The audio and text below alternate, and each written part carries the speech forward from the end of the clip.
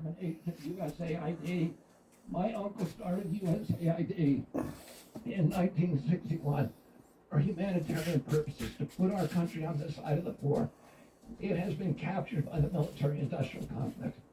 It has become a sinister propagator of totalitarianism and war across the globe. And very few people understand how sinister this agency really is. And President Trump saw that, and he stood up to it with a masterstroke. And we want to do the same thing with the institutions that are stealing the health of our children. We need a revolutionary figure, and you are that figure, and I'm very grateful to you for giving me this opportunity. I want to recognize some of the allies that I've had in this battle for a long time: Senator Rand Paul, Senator Ron Johnson, Senator Roger Marshall, Marjorie Taylor Greene, and Buddy Carter, who've all been champions of the MAHA agenda before I even came along. I'm very grateful for you for standing strong. Thank you very much, President.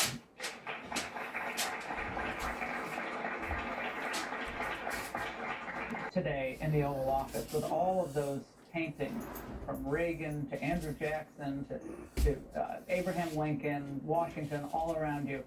Why did you go to that moment? Well, you know, I think it's relevant because we're not just in a health crisis, but we're in a spiritual crisis, and those things are connected.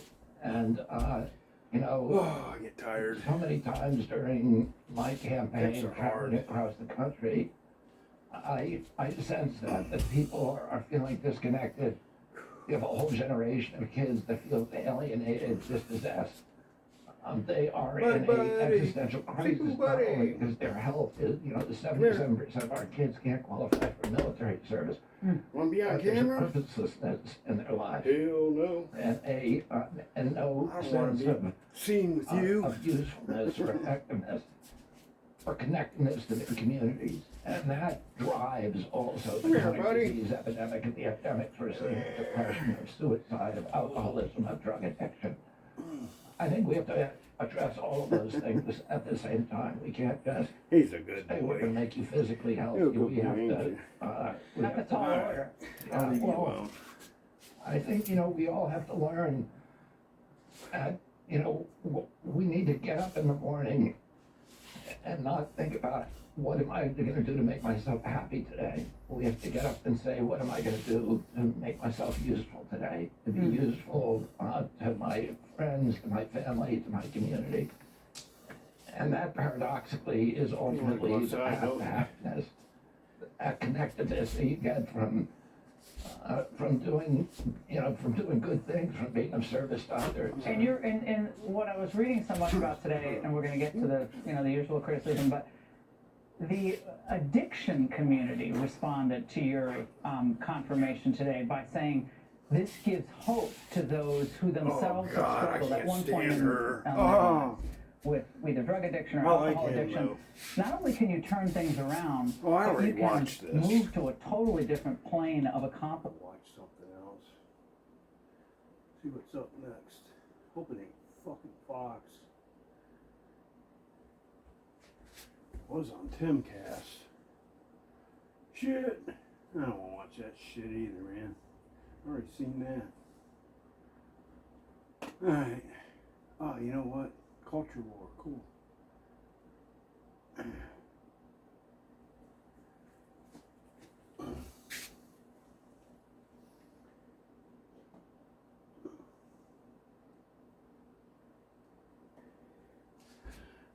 Alright. Uh-oh. I disappeared. Hopefully Buddy was entertaining. Were you practicing Kung Fu, Buddy? Should have practiced your Kung Fu. Well, it's the end of February, and we're about 6 weeks away from what we would that's like right. Tim's to not call gonna be on riot today. season. The It's gonna be the heavy issues metal that face day. the United States right now don't seem to have the same kind of fervor that they did in 2020 with the killing of George Floyd and the Summer of Love that came after it, and it doesn't seem to have the same kind of fervor that we had back in 2013 with the Ferguson riots. But considering the immigration battle that's on deck and the possibility of sending back a lot of illegal immigrants, whether they be here recently or whether they be dreamers or something like that, the possibility of some kind of tension between protesters and the left and law enforcement, or even people on the right, is as real as it's ever been. So today we have a couple guests to talk about that. Why don't you go ahead and introduce yourself, Julio? Julio Rosas. I'm the national correspondent for Blaze Media. I also have my personal Substack, mostlypeaceful.media. Awesome, thank I you. guess where that name coming from. Thank you very much. Richie McGinnis. I just took a new gig at Politibrawl, which is the biggest Substack out there, and we just cover what's going on in DC, put it in real world terms, and I'm also the author of Riot Diet. Get your copy today on the Bezos Boutique. And he did not bring I forgot the book. he didn't bring the book, but he also didn't bring the gas mask Yes. that he had last time he was here. If you go on my Twitter, you can see me get pepper spray as a publicity stunt. It's a miserable experience. And, you can go watch him do it. You don't want to do it yourself. Immediately regret. As to how much juice is in the left looking to riot, or do you think that they're looking to protest? Do you think that the issues that are probably the most volatile, do you think they have enough to actually become a nationwide phenomenon, or do you think that it's going to be just pockets? I think it's mainly going to be pockets, but obviously those pockets are big cities, right? Los Angeles, Chicago, New York. But also, they weren't Latinos, so I mean, they do have skin in the game, so to speak, at least in their eyes. And so I think it's still too early, but I mean, it's not unreasonable to assume that once the deportations really start ramping up, which I know people are criticizing the case right now, but it's only been a month. But once they ramp up, once they start to fully envelop more people than just the hardened criminals, I think at that point, then yes. Because I mean, you see like with the TikTok videos, right? Like you see people do like reporting like the sightings. You had that radio station out in I think San Francisco giving out live reports on where this is ISIS in this neighborhood up the street.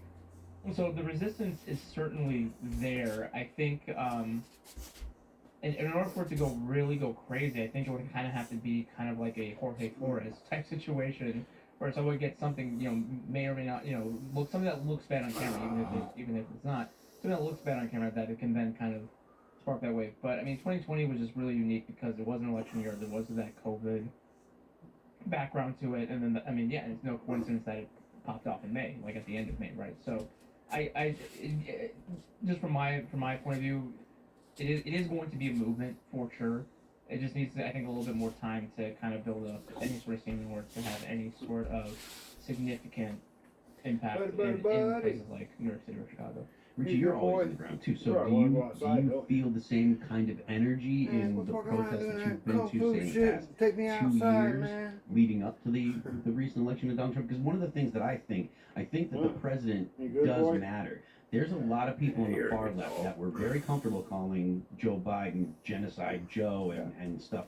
But I feel like that element is a constant. He's a good boy. And I think that you need some kind of motivation for people that are more loosely affiliated with politics to get them involved. What's your sense about that? Well, I've been Why don't you flip it? Julio, were you out in front of the station over the summer? Yeah, I saw you. Yeah, okay. He's a good boy. How come you're not laying on your blanket? That was the biggest anti-Netanyahu, anti-Israel protest for Palestine. Huh? How come you're not laying on your That blanket? was pretty crazy. That was You like watching me do kung fu, don't you? recently, this winter, after the He's election, funny. I was at I'll be the practicing, and then White House. he'll go over there and grab his ducky and start thrashing it around, USA protest that was practicing doggy same kung day. fu. It was like twice the size. And the thing that I And that was noticed, protesting Doge, right? yeah, That wasn't. yes, sorry, that was Cute the little protest dog. before the USAID stuff.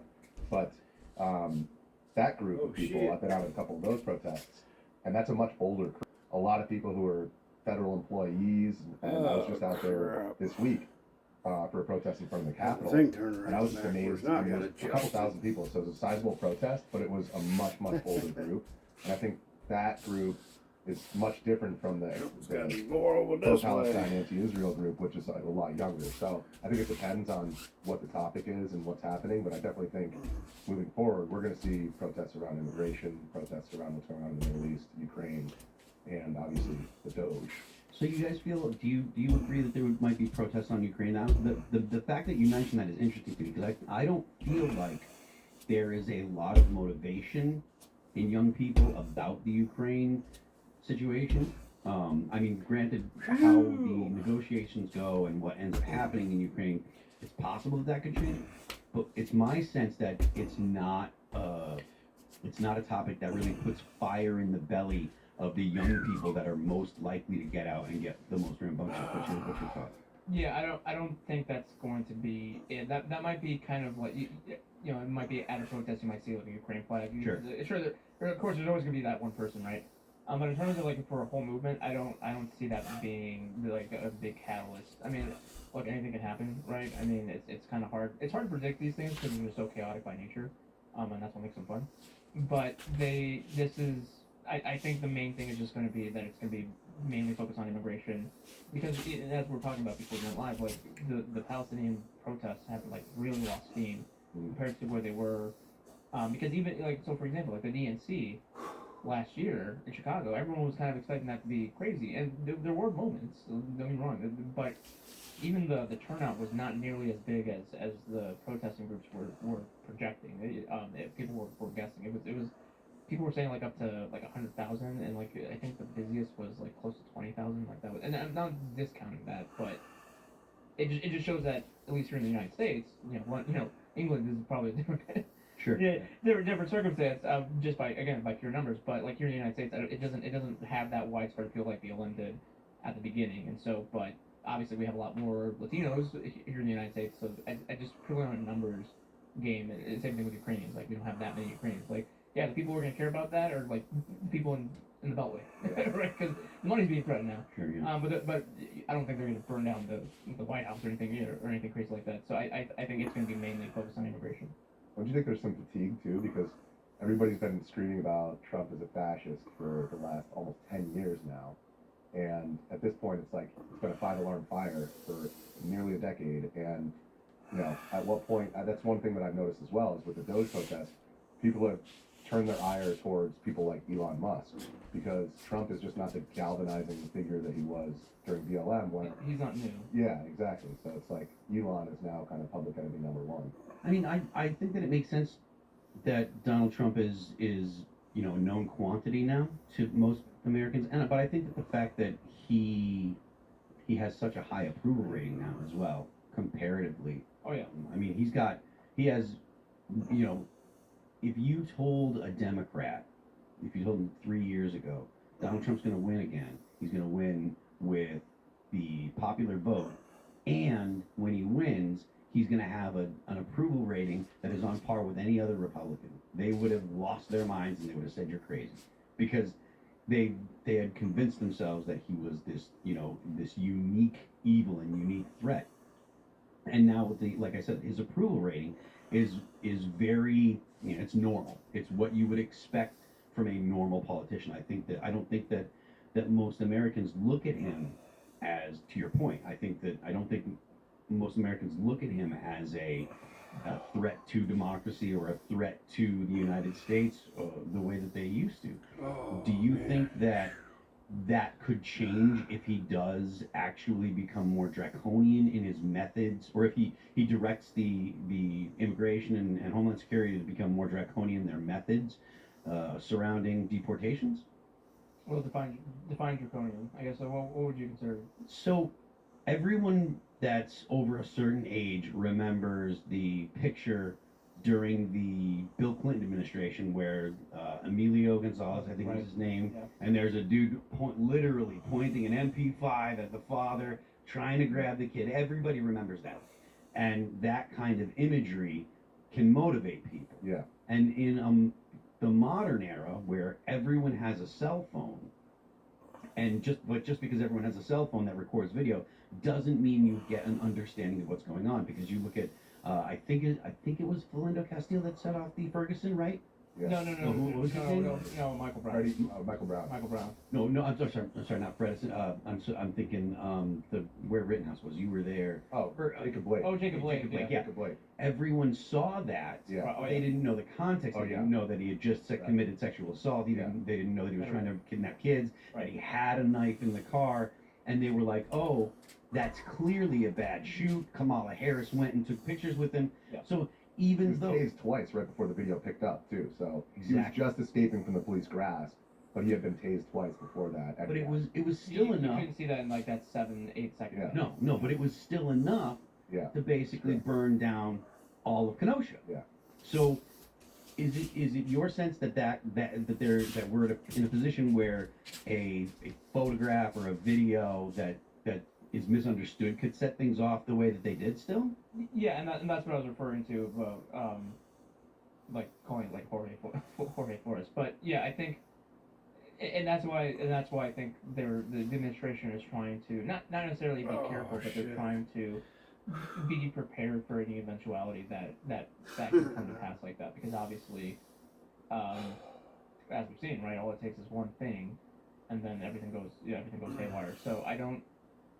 So that's the unknown quantity. That's kind of like the X factor in all this, and of course the chances of that happening, of something either is bad or just simply looks bad, is going to increase, just because, like I said, the capacity to carry out this mass deportation is only going to increase as time goes on. Don't you think that people now though are more aware of the way that these things function? Like, you remember the whole thing, was it the Texas I'm National getting Guard tired. or the Border Patrol, the whipping? I'm Oh working. yeah, Oh, yeah. yeah. And like that was All dispelled morning doing pretty mine. quickly. People were like, That's No, slow to do that stayed alive for a lot longer than it should have. yeah. And I mean, obviously, like today, most people would say, but I mean, that year, a lot of people. I mean, Man, yeah, take you that outside, was like the don't only I? thing that got Democrats to the border, right? It was like, Like, come on, man. so quit I don't know. fucking around doing that You damn see kung fu like and stuff that just goes viral take on me social media outside. still these days, and that aren't as so I can go and sniff not stuff, as like abrupt in your face about stuff, and people still walk around, keep pee that up. on I mean, everything. like example, like when people, Secretary Hexa was drinking water, and Damn all these humans don't know how viral to have like fun, posts on man. Instagram, like, oh look, he's drinking on the job, and it's like, no, that's his palm through through it. So I don't know. I don't. I saw a quick clip of that. Yeah, It was like it- 3 scotches for a I 20 saw it and I was minute. just like, yeah, military guys drinking some whiskey. Yeah. Right, no, right. So now you take something as insignificant as like potentially drinking to like someone getting injured or someone getting killed in an ice raid. I don't know. I think people are still very much primed for just immediately reacting. I think, again, the appeal, like the widespread appeal and the excuse making that we saw back in 2020, because that was constant. I mean, BLM had a 70% approval rating in June of that year. I mean, that's crazy. Yeah. Do you think that was legitimate, or do you think that was just fear of not saying the right thing? How much? Because there was definitely. I mean, everybody remembers the pictures of people in D.C. surrounding that woman. I'm who was starting like, to loosen up pretty they're good. just man. like this, and Yeah. she's surrounded by Dude, basically by the end of college the day, I'll kids. feel pretty good. And good for her that she was never really gave in to him, but Yeah. that's intimidating, and that really does put a damper on people's ability or people's inclination to stand up and say, no, I don't. Hopefully and by I the think time this I is a stretch bad the- thing." You were Maybe I'll risking get a all lot this stuff by coming out out. and saying, no, I don't. Black box on Yeah. Instagram. Yeah. I think I'm just gonna I make had this a like little friends from short college video. doing that. And I'm Quick thinking, what? afternoon workout. What is this? Mhm. And, Which is even funnier, because then people yeah, think, finished oh, doing my why is laundry everything and- you can't see anything that we posted. So, I'm probably no, gonna I get think ready to make some dinner. Or I think that something. was part of it. And so again, I think All right, I think well, I'll see large you. parts of the country are